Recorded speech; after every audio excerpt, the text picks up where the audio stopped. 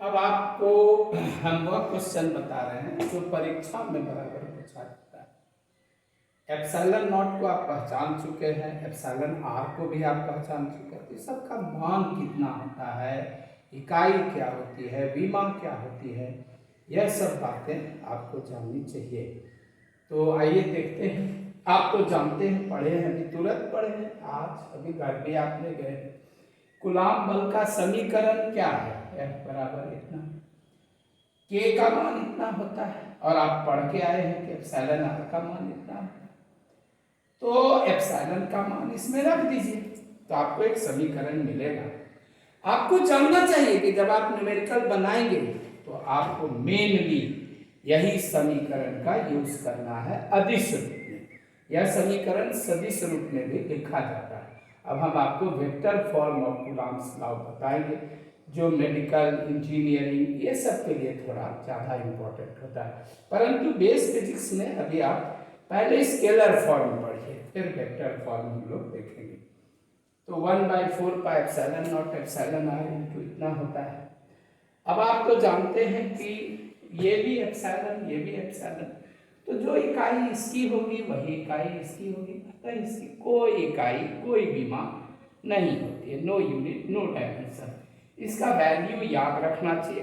हम 4-5 इंपॉर्टेंट चीज का वैल्यू लिख दिए हैं। हमारे पास आप तो जानते ही हैं, लिस्ट है।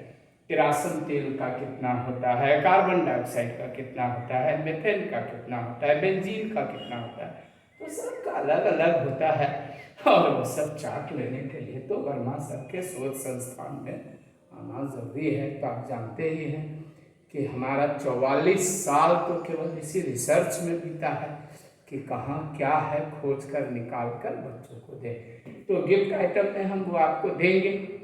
आइए देखते हैं। हवा में एप्सिलॉन आर का मान 1, तो प्रायः आप देखिएगा कि हम लोग यही समीकरण हिसाब बनाने में यूज करेंगे, यही समीकरण। अब आप कुछ लोग पूछिएगा कि ऐसा क्यों करते हैं।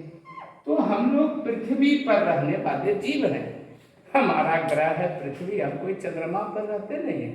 और पृथ्वी पर हमारा एनवायरमेंट है हवा।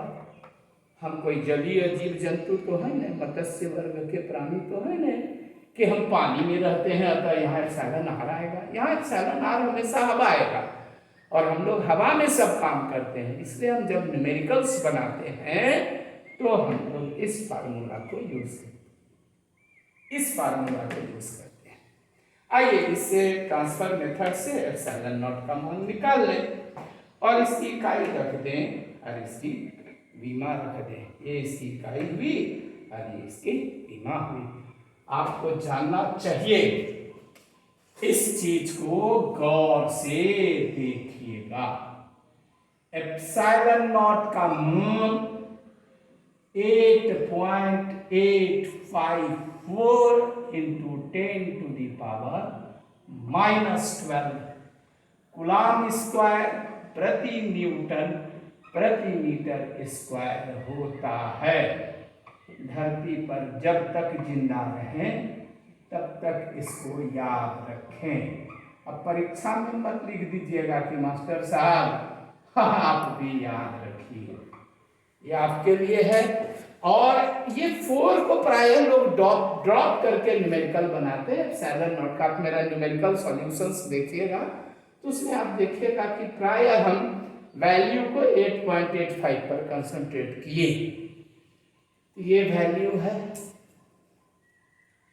एक चीज और आपको याद रखना चाहिए, वो हम यहां आपको दे देते हैं।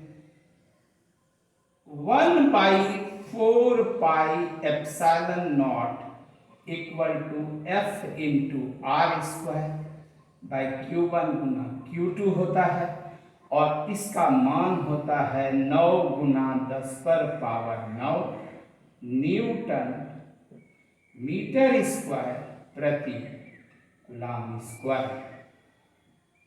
ये आपको याद रखना है।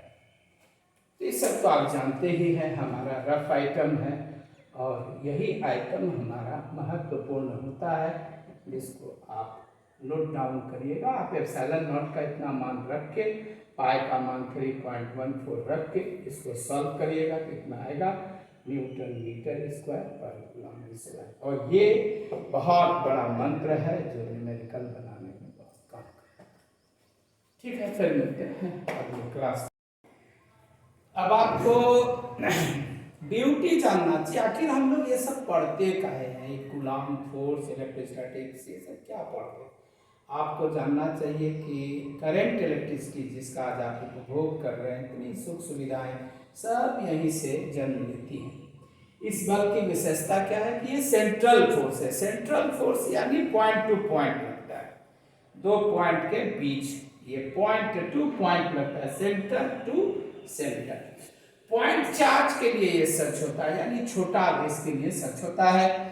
और ये दुनिया का एक बहुत स्ट्रॉन्ग फोर्स है। ये हम नहीं बोल रहे कि सबसे स्ट्रॉन्गेस्ट फोर्स है, ऐसा हम नहीं बोल रहे। वहां आएंगे नाभिकीय बल पर, युकावा का सिद्धांत है, जापानी वैज्ञानिक है। आप मॉडर्न फिजिक्स में जब वर्मा सर को देखिएगा तो फिर आपको वहां पर ये सारी चीजें समझ में आएंगी। लेकिन ये एक स्ट्रॉन्ग फोर्स है। अभी हम आपको अगले क्वेश्चन में दिखाएंगे कि ये कितना स्ट्रॉन्ग है।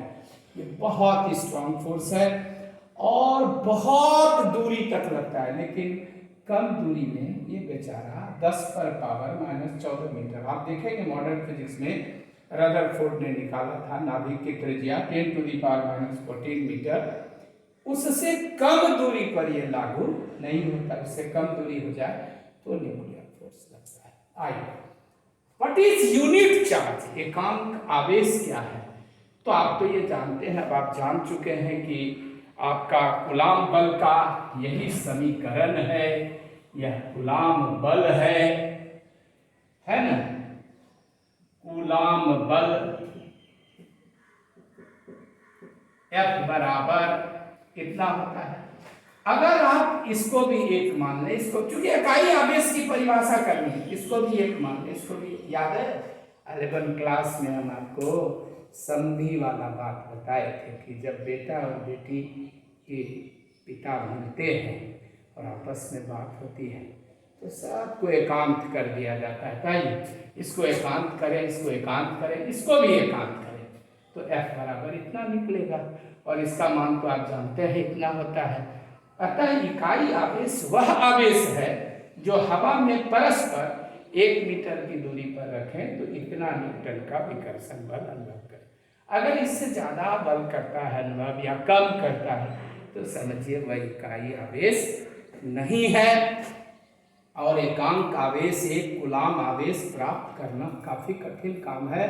बहुत ज़्यादा इलेक्ट्रॉन प्रोटॉन कलेक्ट करना पड़ता है, तो हम बता चुके हैं। मिलते हैं फिर अगले क्लास में वर्मा सर के साथ। Thank you.